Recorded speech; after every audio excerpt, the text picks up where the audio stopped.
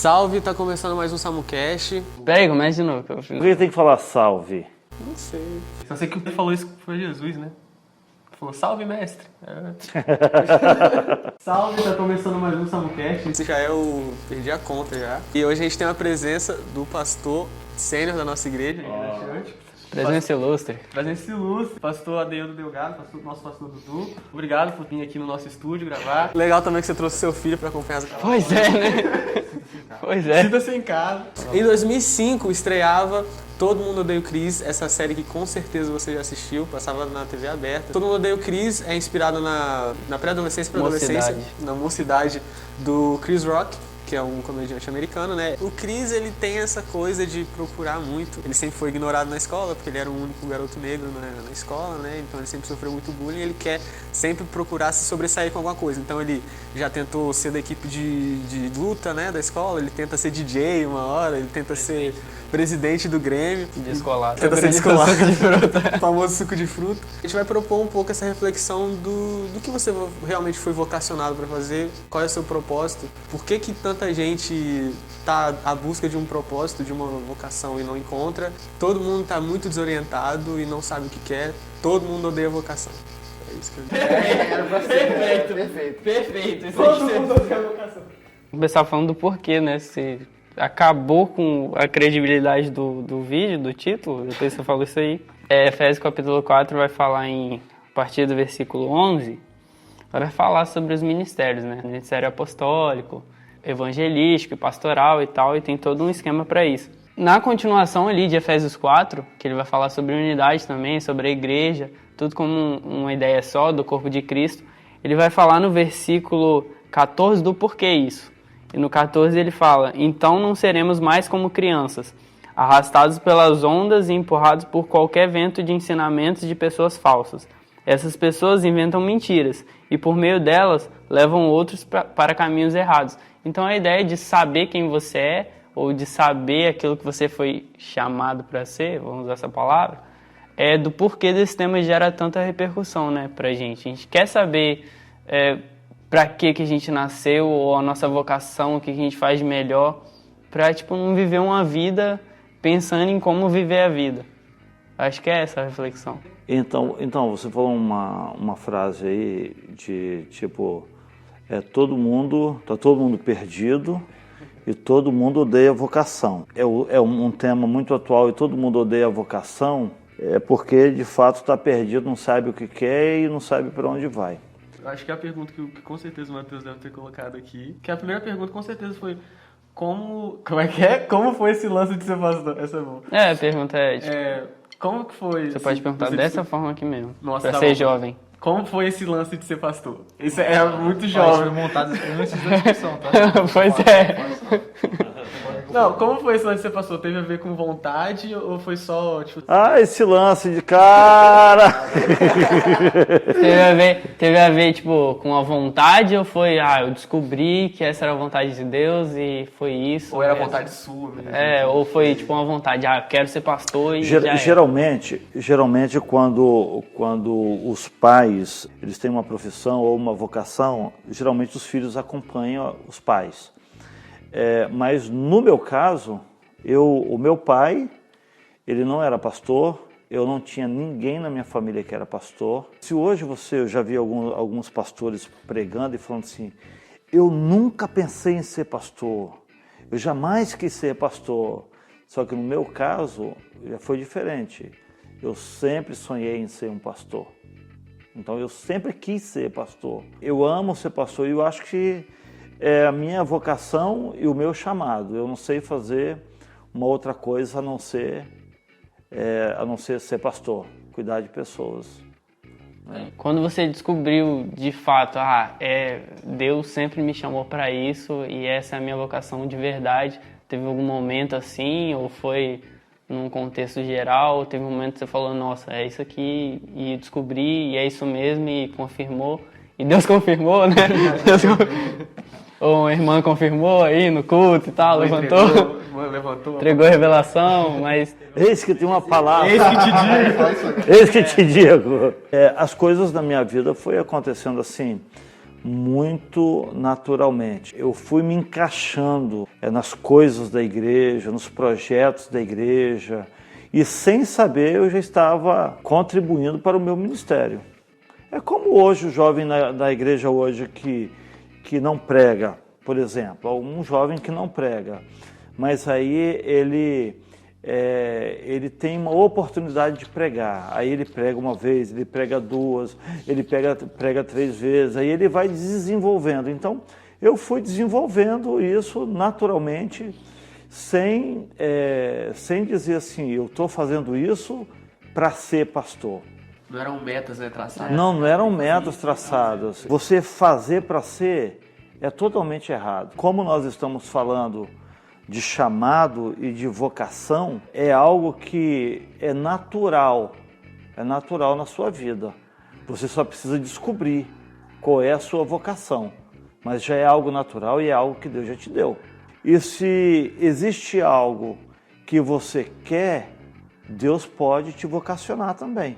A Bíblia diz buscar com zelo os melhores dons, né? Então, se você quer algo, você pode adquirir. Não foi proposital eu fazer as coisas da igreja, eu quero, porque eu vou ser pastor. Porque sem saber, de fato, no meu coração eu já era. Eu conheço pessoas, por exemplo, que falam assim, eu vou fazer seminário porque eu quero ser pastor. Está morto. Porque o seminário não forma ninguém pastor. O seminário pode formar os 5 ministérios que vocês falaram aí, que é o apóstolo, o profeta, o evangelista, o pastor e o mestre. E eu conheço pessoas que se decepcionaram.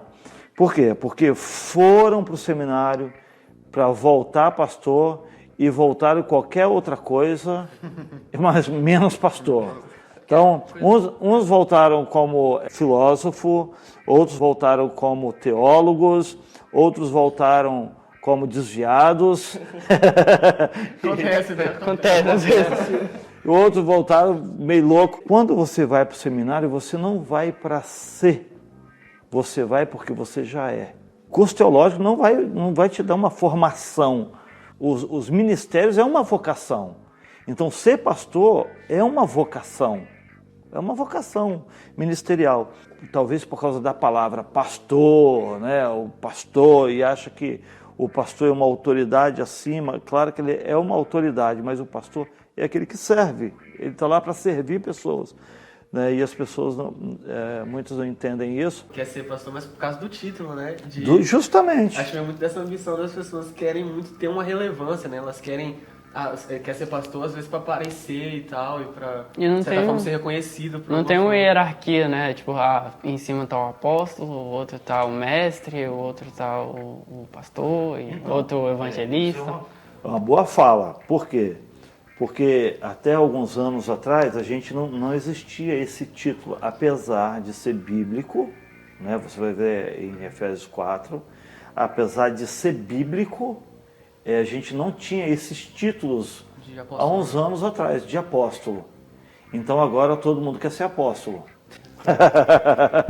Agora ser pastor não basta mais. Ser pastor já está humilde. Então agora as pessoas querem ser apóstolo, porque apóstolo, ele parece que tem um grau, né, a mais que o pastor.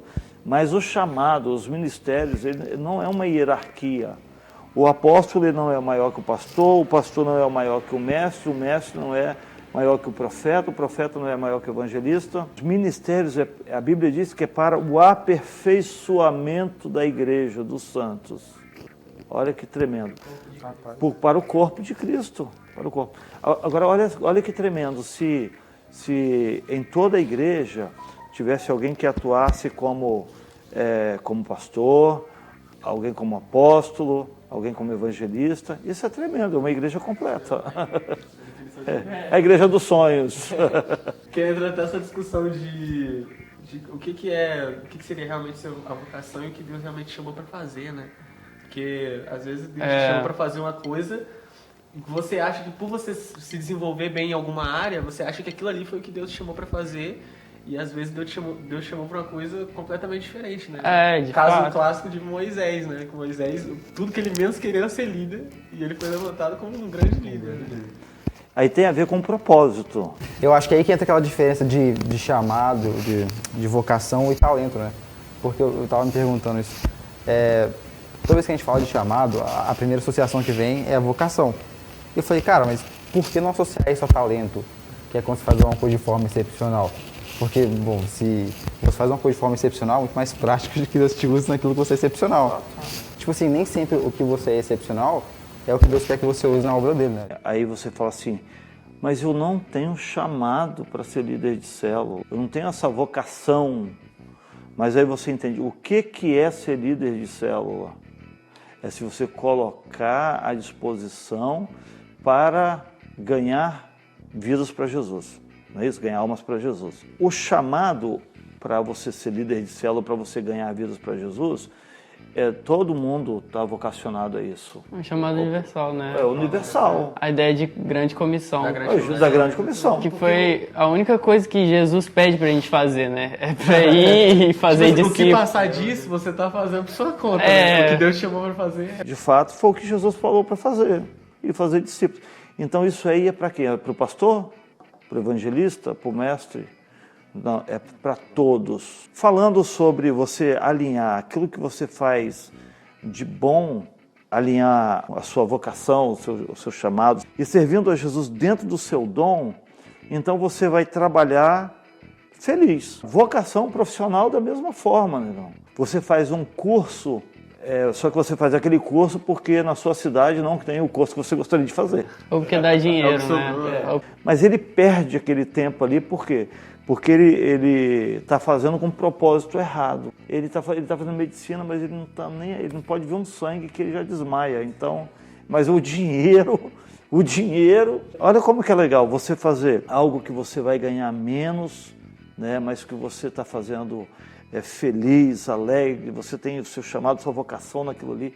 Então você vai ser feliz e você vai estar em uma outra área, perturbado e cheio de crítica e cheio de crise, porque você não está desempenhando um bom papel e não era aquilo que você gostaria de fazer. Vira fumante e tal.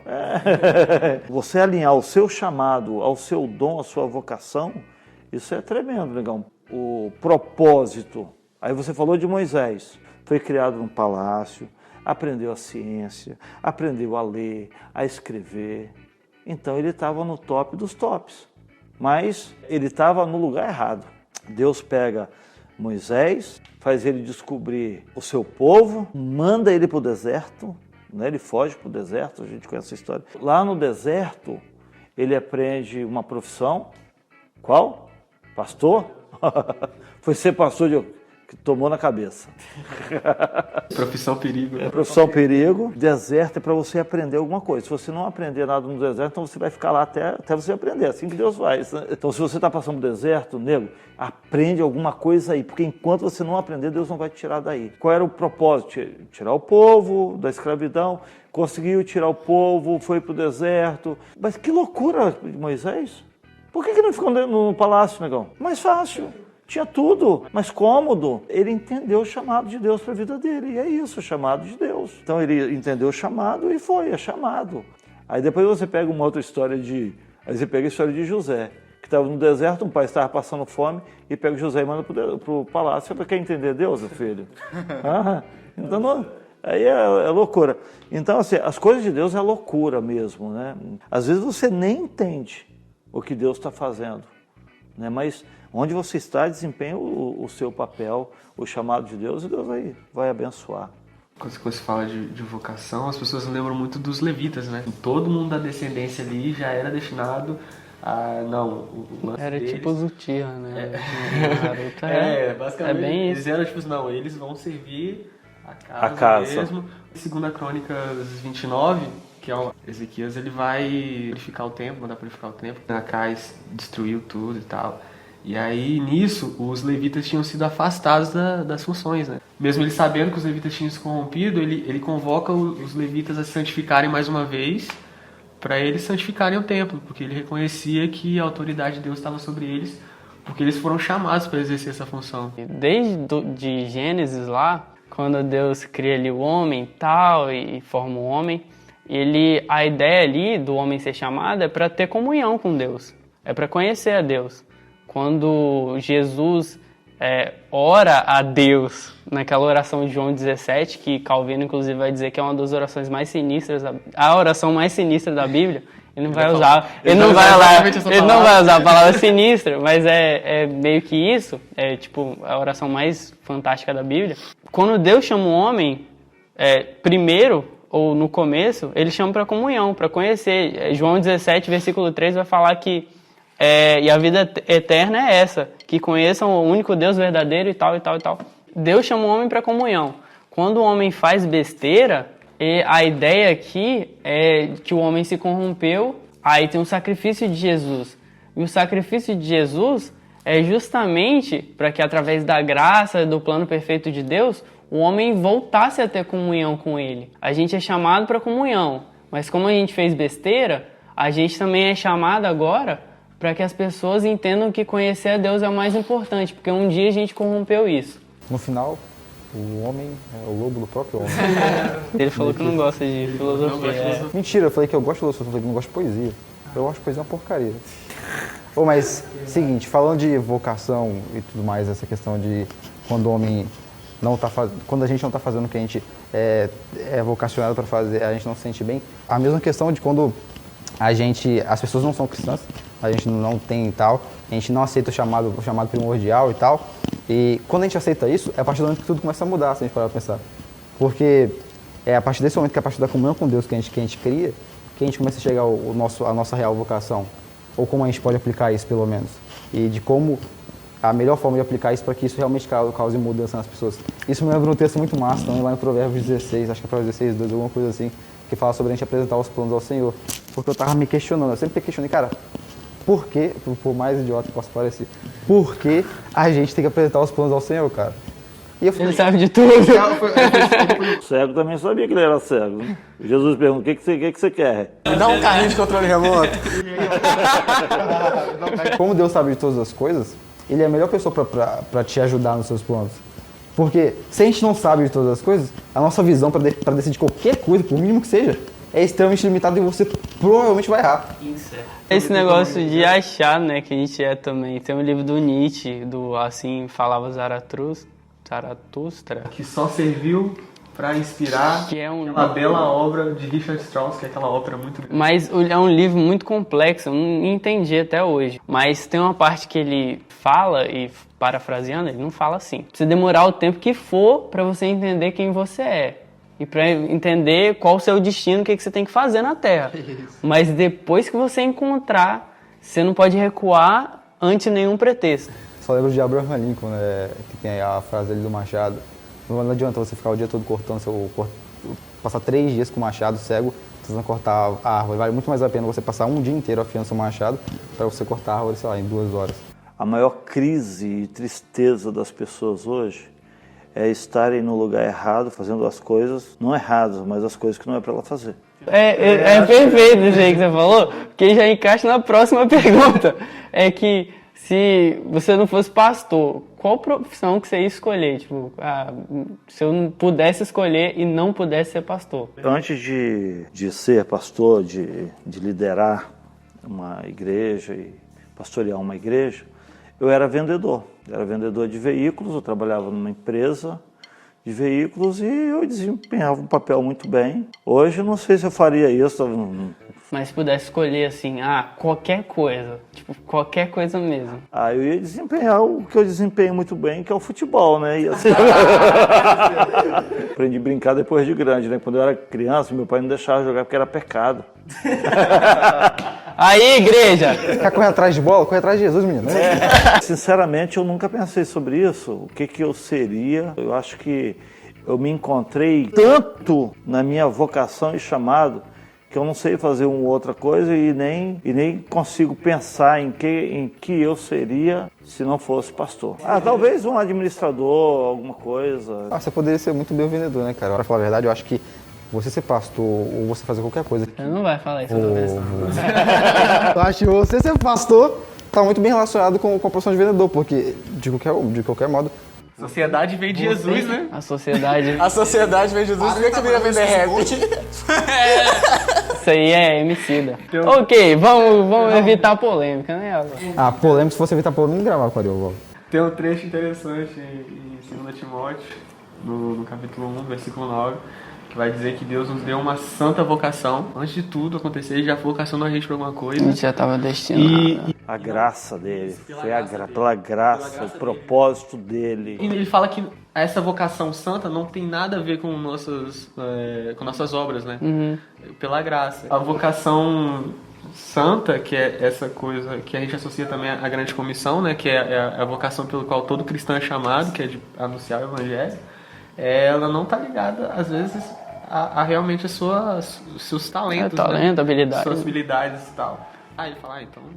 É meio que Jesus fala indiretamente também, quando, tipo, alguns discípulos, entre aspas, estão indo embora, né, naquele momento lá. Aí ele chega pros discípulos e fala, e vocês? Vocês não vão também, não?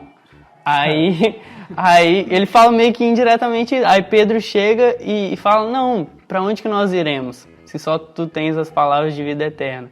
E é meio que esse o ponto que a gente tem que alcançar, né, como meu pai falou ali, de encontrar algo que você tá tão bem adequado ou chegar num ponto que você não tem mais volta.